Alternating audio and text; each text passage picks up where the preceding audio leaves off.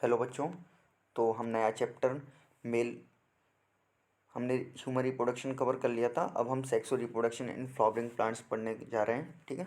तो इस चैप्टर को मैंने 3 लेक्चर्स में डिवाइड किया है। पहले लेक्चर में हम प्री फर्टिलाइजेशन इवेंट्स पढ़ेंगे सारे के सारे। फिर फर्टिलाइजेशन इवेंट्स पढ़ेंगे जिसमें पॉलिनेशन वगैरह कवर करेंगे, और इसके बाद पोस्ट फर्टिलाइजेशन इवेंट्स पढ़ेंगे। ठीक है। तो ये लेक्चर आप ध्यान से देखिएगा। Pre fertilization structure and events देख रहे हैं। ठीक है। देखिए, पहला पॉइंट लिखा है आपका कि बहुत सारे हार्मोन और स्ट्रक्चरल चेंजेस आते हैं जो कि डिफरेंशिएट करते हैं और डेवलप होने में हेल्प करते हैं फ्लोरल प्राइमोडियम को। ठीक है। तो वही लिखा है कि हार्मोनल और स्ट्रक्चरल चेंजेस इनिशिएट करते हैं differentiation and development of floral primordium. ठीक है, जिससे फ्लावर बनना है।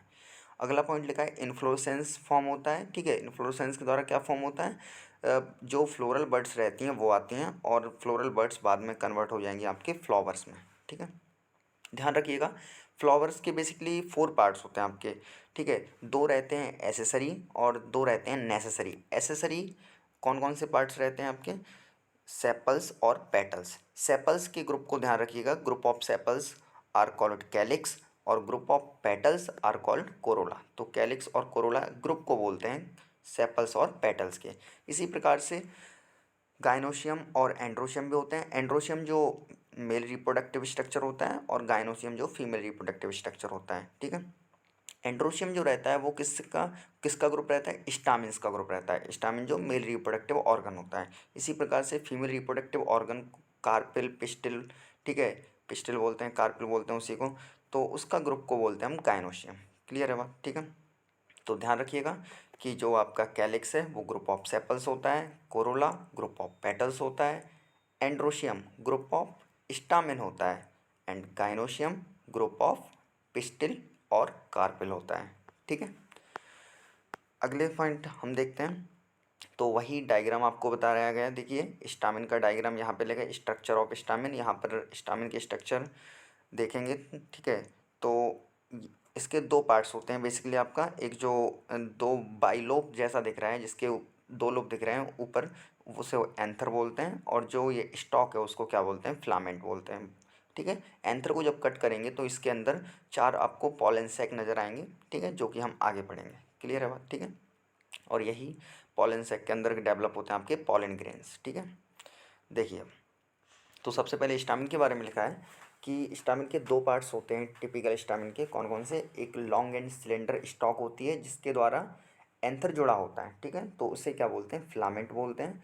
और टर्मिनल वाला जो बाइलोब स्ट्रक्चर दिख रहा है उसे क्या बोलते हैं? एंथर बोलते हैं। क्लियर है बात? आपने डायग्राम अभी देख चुके हैं। देखिए कि ऊपर एंथर और नीचे क्या है? फिलामेंट है। ये स्टामिन के बेसिकली 2 क्या होते हैं? पार्ट्स होते हैं। ठीक है।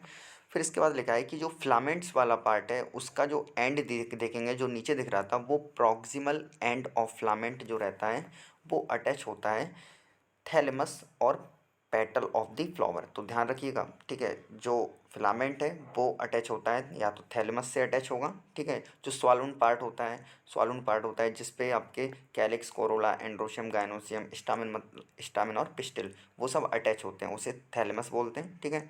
और क्या? पेटल से भी अटैच हो सकता है। ठीक है। क्लियर बात? फिर इसके बाद स्टामिन के नंबर्स के बारे में बात कर रहे हैं और स्पीसीज। तो नंबर और लेंथ ऑफ स्टामिन जो रहता है वो वेरिएबल हो सकता है, डिफरेंट हो सकता है। वो डिपेंड करेगा आपका कि फ्लावर की स्पीसीज क्या है। ठीक है। तो number and length of stamen different हो सकती है। क्लियर है बात इतनी? ठीक है। अगला देखिए। फिर इसके बाद हर एक एंथर को हमने कट किया। ठीक है, एंजियोस्पर्म के एंथर को। तो ये हर एक एंजियोस्पर्म का जो एंथर होता है वो क्या होता है? बाइलोब होता है। कैसा होता है? बाइलोब, मतलब 2 लोब दिखते हैं आपको। मैं पहले ही स्ट्रक्चर में बता चुका हूँ आपको, 2 लोब दिखते हैं। ठीक है। और हर एक लोब के अंदर अगर हम देखेंगे तो हर एक लोब के अंदर होते हैं 2 थीका होते हैं। ठीक है। तो एंथर जो होता है, इसको देखिए, एंथर को हम किस प्रकार से डिफाइन कर सकते हैं?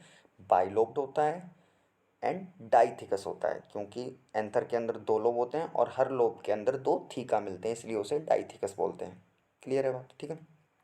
अगला पॉइंट, एक लॉन्गिट्यूडनल ग्रुप रन करता है, आपको नज़र आ रहा होगा। ठीक है। लॉन्गिट्यूडनल ग्रुप रन करता है एक, देखिए यहाँ पर। ठीक है। एंड बाइलोब को देखिए तो एक बीच में लाइन सी दिख रही है जो कि क्या है? बीच में लाइन सी दिख रही है, उसको क्या बोलते हैं हम? लॉन्गिट्यूडनल ग्रुप बोलते हैं। ठीक है। तो वही है, देखिए कि लॉन्गिट्यूडनल ग्रूव रन्स करता है लेंथ वाइज पूरी की पूरी लेंथ पे रन करेगा, जो कि सेपरेट करेगा दो थीका को, ध्यान रखिएगा, ठीक है, दो थीका को क्या करेगा, सेपरेट करेगा, ठीक है, इसलिए डाइथीकस होता है। फिर अगला पॉइंट लिखा है कि एंथर इज फोर साइडेड, ध्यान रखिएगा एंथर में फोर साइड होती हैं, इसलिए इसे टेट्रागोनल स्ट्रक्चर बोलते हैं, ठीक है, और हर एक साइड पर एक माइक्रोस्पोरेंजिया प्रेजेंट होगा, तो फोर साइड फोर माइक्रोस्पोरेंजिया, ठीक है, तो इसलिए इसे टेट्रा माइक्रोस्पोरेंजिएट भी बोलते हैं, ठीक है। और यही माइक्रोस्पोरेंजिया आगे डेवलप होते हैं आपके पॉलन सैक में, ठीक है, तो वही पॉलन सैक दर्शाया गया लोकेटेड एट दी कॉर्नर्स, ठीक है, तो इसे टेट्रागोनल भी बोलते हैं, टेट्रा माइक्रोस्पोरेंजिएट भी बोलते हैं, ठीक है। Located at the corner two in each lobe, ध्यान रखिएगा हर एक लोब में हमें पता है दो थीका होते हैं, हर एक थीका में क्या मिलेगा, एक माइक्रोस्पोरेंजिया मिलेगा, तो हर एक लोब में बेसिकली दो क्या मिलेंगे, आपके माइक्रोस्पोरेंजिया मिलेंगे, ठीक है। तो एंथर के बारे में इतना ध्यान रखिएगा कि एंथर के दो पार्ट्स होते हैं, कौन कौन से, फिलामेंट्स, सॉरी एंथर नहीं, स्टामेन के दो पार्ट्स होते हैं, एंथर एंड फिलामेंट्स, ठीक है। फिलामेंट्स अटैच होता है आपका किससे, थैलमस और पेटल से अटैच हो सकता है, ठीक है। जो एंथर होता है वो बेसिकली बाइलोब होता है, ठीक है, डाइथिकस होता है, टेट्रागोनल होता है, और फोर माइक्रोस्पोरेंजिया मिलते हैं, ठीक है, और हर एक लोब में दो माइक्रोस्पोरेंजिया मिलते हैं, ठीक है, तो बेसिकली टेट्रा माइक्रोस्पोरेंजिएट होता है, चार माइक्रोस्पोरेंजिया मिलते हैं हर एक एंथर में। इतनी बात समझ में आ गई होगी आपको, ठीक है। अब हम देखते हैं स्ट्रक्चर ऑफ माइक्रोस्पोरेंजियम, ठीक है, तो माइक्रोस्पोरेंजियम, ठीक है, तो देखिए इन ए ट्रांसफर सेक्शन, अगर हम ट्रांसफर सेक्शन लें, ठीक है, तो टिपिकल माइक्रोस्पोरेंजियम अपीयर होते हैं नियर सर्कुलर इन आउटर, और ये जो रहते हैं नियरली सर्कुलर होते हैं, ठीक है, बाहर से देखने पर, ठीक है, माइक्रोस्पोरेंजियम। ध्यान रखिएगा हर एक माइक्रोस्पोरेंजियम जो रहता है उसकी चार लेयर्स होती हैं, वो फोर बॉल लेयर्स से बना है, ठीक है, फोर बॉल लेयर्स हैं। उसके बाद सबसे आउटर में रहती है एपिडर्मिस, हम आउटर से इनर की तरफ जाएंगे तो माइक्रोस्पोरेंजियम की सबसे आउटर मोस्ट लेयर पूछी जाए तो वो होगी एपिडर्मिस, उससे थोड़ा अंदर आएंगे तो एंडोथीसियम मिलेगी, उससे थोड़ा और अंदर आएंगे तो मिडिल लेयर, एंड सबसे जो अंदर वाली लेयर्स होती है वो होती है टैपिटम, ठीक है। तो epidermis, endothecium, middle layer and tapetum, ये आउटर से इनर बॉल लेयर्स हो गई फोर, ठीक है। जो बाहर वाली थ्री लेयर्स हैं, अगला पॉइंट आपका थर्ड पॉइंट लिखा है कि आउटर थ्री वॉल लेयर्स जो रहती हैं उनका काम क्या है, तो ध्यान रखिएगा वो देती हैं बेसिकली प्रोटेक्शन देती हैं, ठीक है, और हेल्प करेंगी डिहाइसेंस ऑफ एंथर, जब एंथर फटेगा, क्योंकि एंथर के अंदर बनेंगे आपके पॉलन ग्रेन, और पॉलन ग्रेन खुद तो जा नहीं सकते, ठीक है, खुद जा नहीं सकते मतलब वो निकल नहीं सकते, वो अंदर प्रेजेंट है आपके पॉलन सैक के अंदर प्रेजेंट रहेंगे, तो पहले एंथर को फटना पड़ेगा, डिहाइसेंस होना पड़ेगा, तो उसके लिए एक लेयर जिम्मेदार है, ठीक है, एक नहीं तीन लेयर जिम्मेदार हैं, कौन कौन सी, epidermis, endothecium and middle layer, ठीक है, तो प्रोटेक्ट करती हैं और डिहाइसेंस ऑफ एंथर में भी हेल्प करती हैं ताकि रिलीज हो जाए पॉलन ग्रेन, ठीक है। अगला पॉइंट है आपका कि जो इनरमोस्ट वॉल लेयर बची हुई है आपकी जो टैपिटम है, वो उसका काम क्या है, तो ध्यान रखिएगा उसका काम क्या है, नरिशमेंट प्रोवाइड करना है जो आपके पॉलन ग्रेन्स बने हुए हैं, ठीक है। फिर इसके बाद ध्यान रखिएगा कि सेल्स ऑफ टैपिटम जो रहती है, टैपिटम लेयर्स के अंदर जो सेल्स रहती हैं उनके अंदर बहुत डेंस साइटोप्लाज्म होता है, बहुत सघन जीवद्रव होता है, डेंस साइटोप्लाज्म होता है, और generally more than one nucleus पाया जाता है, बहुत आई एम पी पॉइंट है, ध्यान रखिएगा कि हर एक सेल टैपिटम के अंदर, ठीक है, टैपिटम की हर एक सेल के अंदर साइटोप्लाज्म बहुत ज़्यादा डेंस होगा, और उसमें एक से ज़्यादा क्या पाया जाएगा, न्यूक्लियस पाया जाएगा, ठीक है। इसके बाद ये डायग्राम बताया गया आपका कि जो माइक्रोस्पोरेंजियम है उसकी फोर बॉल लेयर्स देखिए कि सबसे बाहर वाली आपको दिख रही होगी एपिडर्मिस, उसके अंदर वाली एंडोथीशियम, उसके अंदर वाली मिडिल लेयर, ध्यान रखिएगा मिडिल लेयर में एक से ज़्यादा लेयर्स होती हैं, ठीक है, एक से ज़्यादा लेयर से बनी होती है मिडिल लेयर, और सबसे इनर वाली लेयर जो रहती है वो टैपिटम रहती है। टैपिटम के अंदर आप देख रहे होंगे तो हर एक सेल देखिए, हर एक सेल के अंदर डेंस साइटोप्लाज्म दिख रहा होगा, और उसके अंदर बहुत सारे, ठीक है, मतलब एक से ज़्यादा न्यूक्लियस पाए जाते हैं, क्लियर है बात, ठीक है। और सबसे अंदर आपको दिख रहा होगा माइक्रोस्पोर मदर सेल दिख रही होगी जिसे हम आगे पढ़ेंगे, ठीक है, क्लियर है बात, ठीक है। तो ये डायग्राम ध्यान रखिएगा, और देखिए ये डायग्राम में पॉलन ग्रेन्स बताए गए हैं आपको, ठीक है, और यहाँ पे रिलीज़ होने के लिए ये क्या हो गया है, एंथर फट गया है डिहाइसेंस ऑफ द एंथर। ठीक है, समझ में आ गई बात नहीं।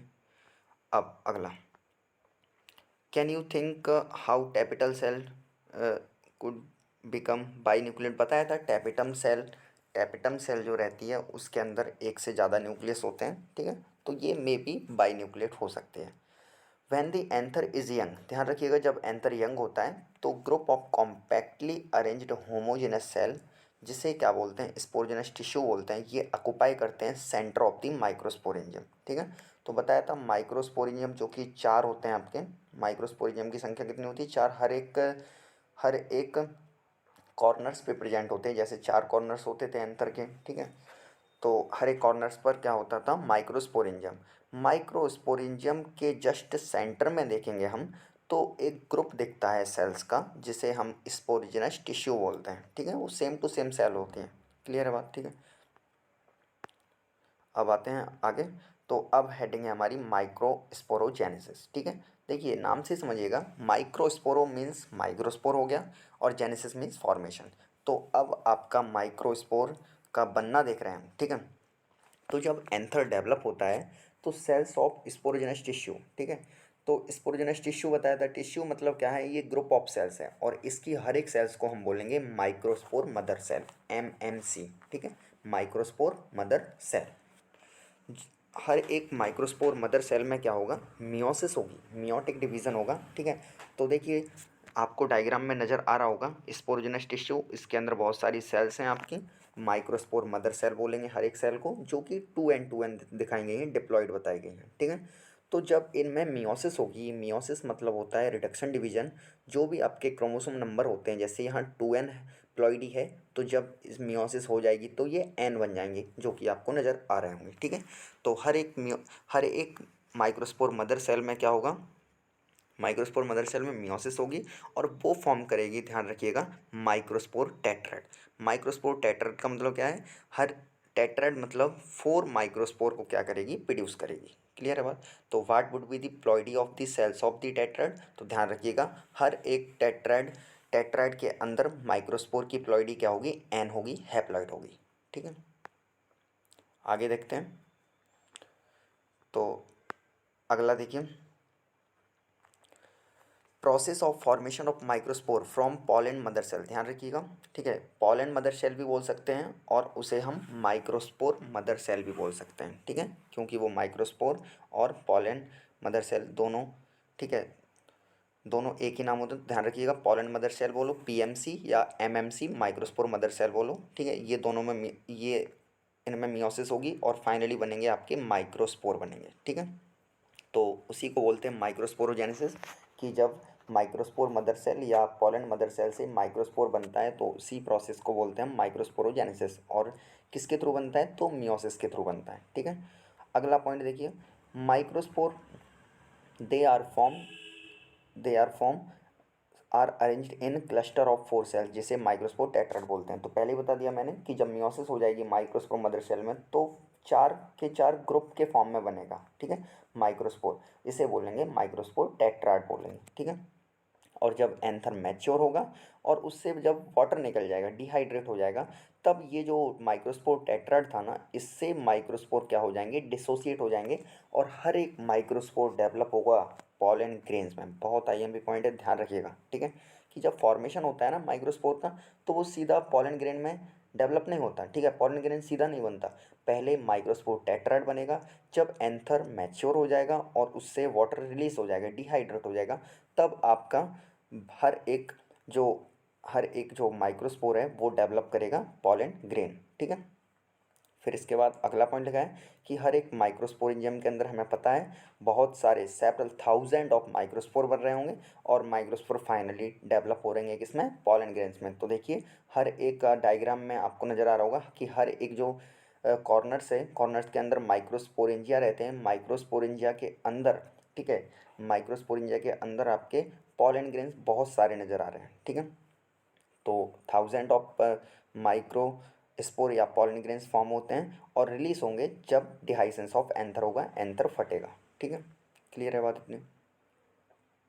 तो ये डायग्राम देखिए वही है आपके, कि सबसे पहले जो एंथर फिलामेंट ये स्टामिन के पार्ट्स हो गए, ठीक है। फिर एंथर के बारे में जाना हमने, और फिर एंथर के अंदर हर एक कॉर्नर पे माइक्रो स्पोरेंजियम प्रेजेंट था, माइक्रोस्पोरेंजियम प्रेजेंट था, ठीक है, माइक्रोस्पोरेंजियम। तो माइक्रोस्पोरेंजियम की हमने क्या देख लिया, उसकी वॉल लेयर्स देख ली, 4 वॉल लेयर्स थी, outer to inner, epidermis, endothecium, middle layer and tapetum, ठीक है। और हर एक कॉर्नर से आपको दिख रहा होगा स्पोरोजिनस टिश्यू दिख रहा होगा, ठीक है, स्पोरोजिनस टिश्यू। और स्पोरोजिनस टिश्यू में मियोसिस होगी, मियोसिस होके वो क्या बनाएंगे, टेट्राइड, और फाइनली क्या बन जाएंगे, आपके पॉलन ग्रेन्स बन जाएंगे, ठीक है। आई होप ना समझ में आ गया होगा, ठीक है। अब अगला हम देखते हैं पॉलन ग्रेन्स, ठीक है। तो ध्यान रखिएगा, पॉलन ग्रेन्स जो रहता है वो रिप्रेजेंट करता है मेल गैमेटोफाइट को, ठीक है, जिससे मेल गैमीट्स बनेंगे, ठीक है। तो पॉलन ग्रेन्स क्या किसको रिप्रेजेंट करता है, मेल गैमेटोफाइट को रिप्रेजेंट करता है, ठीक है। और देखिए पॉलन ग्रेन्स के आपको डिफरेंट साइज एंड शेप दिख रहे होंगे, ठीक है। तो ये वेराइटीज़ बहुत सारी होती हैं पॉलन ग्रेन्स की, ठीक है। वो डिपेंड करेगा कि कौन से फ्लावर्स का है, ठीक है।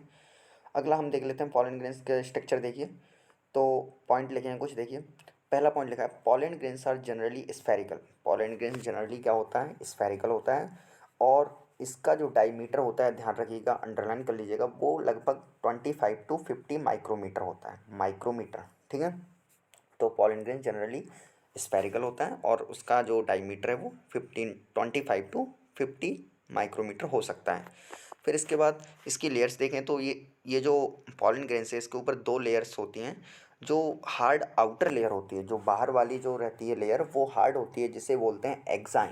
ध्यान रखिएगा, ये हार्ड क्यों होती है, क्योंकि ये ऐसे सब्सटेंस से बनी होती है जो कि बहुत ज़्यादा रेजिस्टेंट शो करता है, ठीक है। वो ब्रेक नहीं होता है आसानी से, उसे बोलते हैं हम स्पोरोपोलिन। तो ध्यान रखिएगा, जो एक्साइन लेयर है, जो आउटर लेयर है, जो हार्ड लेयर है, वो बनी होती है किससे, स्पोरोपोलिन से। और स्पोरोपोलिन के बारे में ध्यान रखिएगा कि ये one of the most resistant organic material है अभी तक, ठीक है। तो मोस्ट रेजिस्टेंट ऑर्गेनिक मटेरियल पूछा जाए तो वो क्या हो जाएगा, आपका स्पोरोपोलिन हो जाएगा, ठीक है। इसके बाद अगला पॉइंट लिखा है, देखिए, it can withstand high temperature and strong acid and alkali. ध्यान रखिएगा कि जो स्पोरोपोलिन के कारण जो आउटर लेयर है, जो हार्ड बनी हुई है, वो जो रहती है वो high temperature and strong acid या स्ट्रॉन्ग एल्कली से भी ब्रेक नहीं हो पाती है, ठीक है।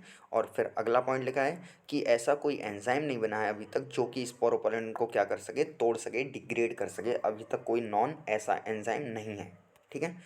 अगला पॉइंट है आपका कि पॉलन ग्रेन्स की जो एक्साइन रहती है, ठीक है, पॉलन ग्रेन्स जो एक्साइन है वो प्रोमिनेंट अपर्चर, ठीक है, जिसे जर्म पोर बोलते हैं, वहाँ पर स्पोरोपोलिन क्या होती है, एब्सेंट होती है। तो ध्यान रखिएगा, एक्साइन जो रहती है नॉन कंटिन्यूअस रहती है, एक ऐसी भी जगह होती है जहाँ पर जो स्पोरोपोलिन जो रहता है वो क्या होता है, एब्सेंट होता है। तो एक्साइन के अंदर एक अपर्चर रहता है, छिद्र रहता है, जिसे क्या बोलते हैं, जर्म पोर बोलते हैं। और ये जर्म पोर के थ्रू ही पॉलन ट्यूब क्या होगी, एराइज होगी, वरना पॉलन ट्यूब तो बाहर ही नहीं निकल पाएगी, ठीक है।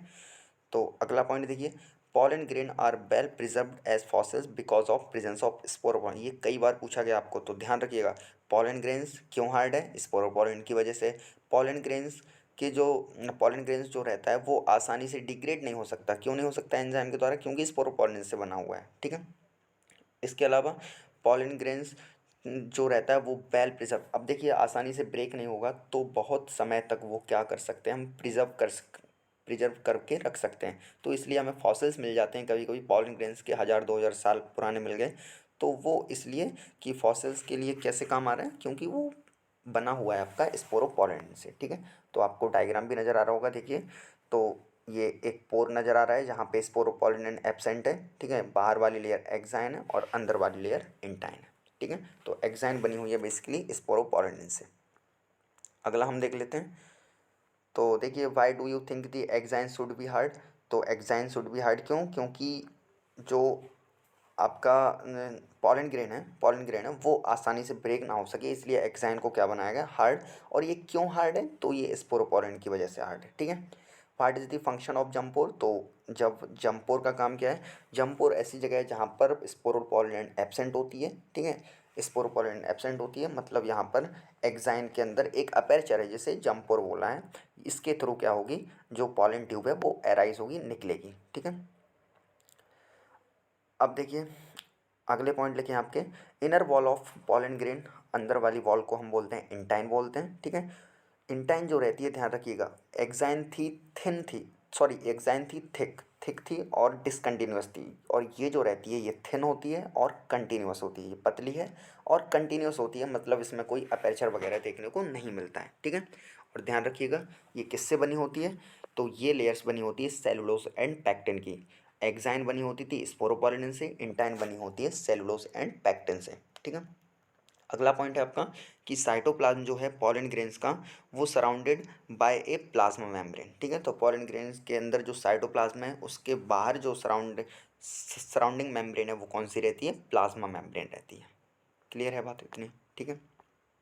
अगले पॉइंट देख लीजिए आप, ठीक है। यहाँ पर सबसे पहला पॉइंट लिखा है, when the pollen grain is mature, जब पॉलन ग्रेन्स क्या हो जाएगा, मैच्योर हो जाएगा, ठीक है। तो उसके अंदर दो सेल्स मिलती है, पॉलन ग्रेन्स के अंदर दो सेल्स मिलेंगी।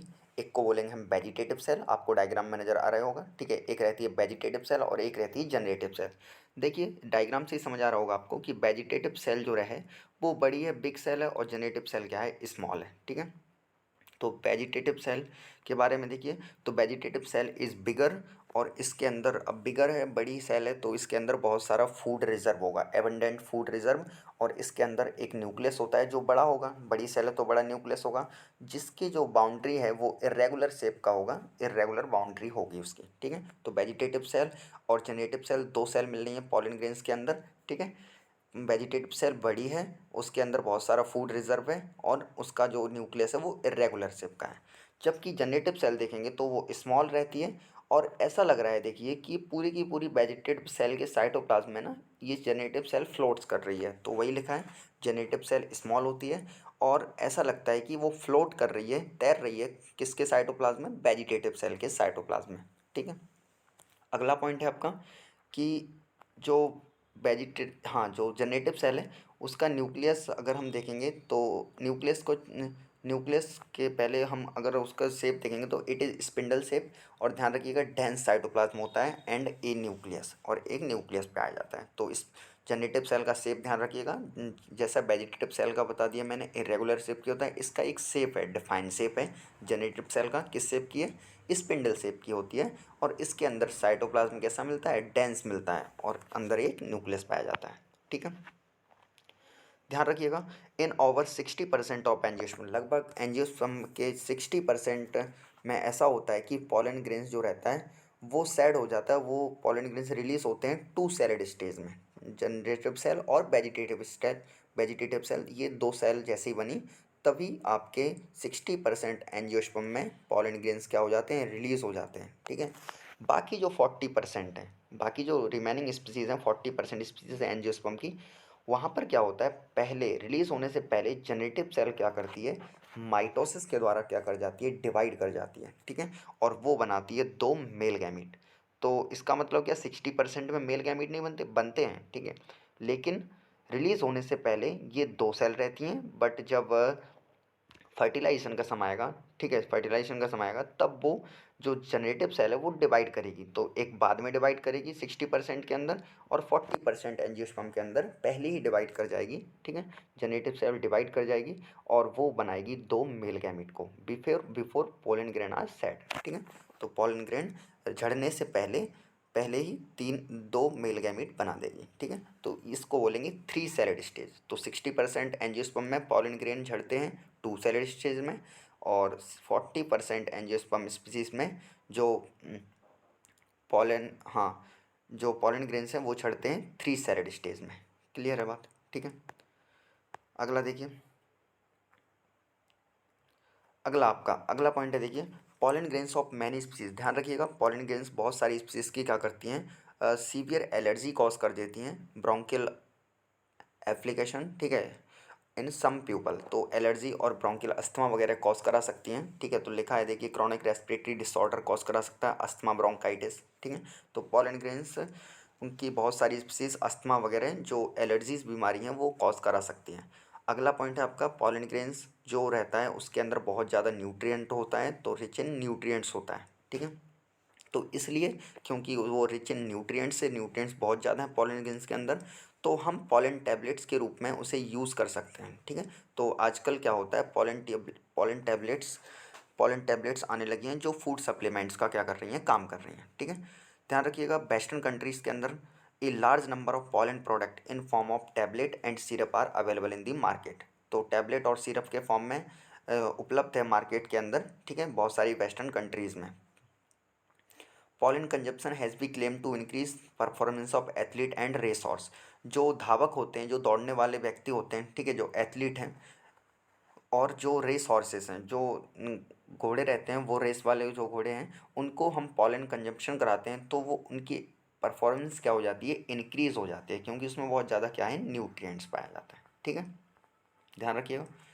और यहाँ पर देखिए अगला, when once they are shed, अगर पॉलन ग्रेन्स एक बार क्या हो गया, झड़ गए, पॉलन ग्रेन्स सैड हो गए, तो pollen grains have to land on stigma before the loss viability. बहुत आईएमपी है कि ये अपनी जब तक जिंदा जिंदा ठीक है, जब तक वो, या हाँ, लॉस वायबिलिटी का मतलब क्या है, जब तक वो वायबल हैं, जब तक वो जिंदा हैं, ठीक है, जब तक वो वायबल हैं तब तक उन्हें स्टिग्मा पर पहुंच जाना चाहिए। अगर वो ऐसा नहीं हुआ और पहले ही अगर मर गए तो क्या नहीं होगा, फर्टिलाइजेशन नहीं होगा, ठीक है। तो पॉलन ग्रेन्स को लैंड करना होगा स्टिग्मा के ऊपर बिफोर लॉस बायबिलिटी, जब तक उनकी, ठीक है, बायबिलिटी है तब तक वो लैंड कर जाएं। अगर पॉलन ग्रेन लैंड कर जाएं स्टिग्मा के ऊपर तब तक फर्टिलाइजेशन हो सकता है। अगर एक बार उन्होंने अपनी बायबिलिटी लॉस कर दी, तब अगर लैंड हो भी गए स्टिग्मा पे तब भी फर्टिलाइजेशन नहीं हो पाएगा, ठीक है। बहुत आई पॉइंट है, अंडरलाइन कर लीजिएगा, ठीक है। It is possible to store pollen grains of large number of species. ध्यान रखिएगा, ठीक है, कि पॉलन ग्रेन्स की बहुत हाँ, पॉलन ग्रेन्स को हम क्या कर सकते हैं, पॉलन ग्रेन्स को लार्ज नंबर में क्या कर सकते हैं, हम स्टोर करके रख सकते हैं बहुत सारे सालों के लिए, ठीक है। किसके अंदर, लिक्विड नाइट्रोजन के अंदर, ध्यान रखिएगा। और वहाँ पर टेम्परेचर कितना होता है, -196 डिग्री सेल्सियस होता है, ठीक है। तो काफ़ी साल तक अगर प्रिजर्व करके रखना है तो पॉलन ग्रेन्स को स्टोर करके रख सकते हैं, ठीक है। पॉलन बैंक्स पाए जाते हैं जहाँ पर लिक्विड नाइट्रोजन पाए, ठीक है, लिक्विड नाइट्रोजन होता है जिसका टेम्परेचर -196 डिग्री सेल्सियस होता है, ठीक है। Such store pollen can be use as pollen bank similar to seed bank, जैसे सीड बैंक का काम आता है ऐसे ही पॉलन बैंक्स, ठीक है, ठीक है। तो ये इतना था आपका। अब देखिए डायग्राम एनसीईआरटी के, तो ये एलएसबी लॉन्गिट्यूडनल सेक्शन है फ्लावर्स का, जिसमें आपको दिख रहा होगा, देखिए सेपल्स, ओवरी दिख रही होगी, फिलामेंट्स, पेटल्स, एंथर, स्टिग्मा और स्टाइल वगैरह नज़र आ रहे होंगे, ठीक है। अगला आपका डायग्राम ये है, ठीक है। तो ये स्टामिन का है।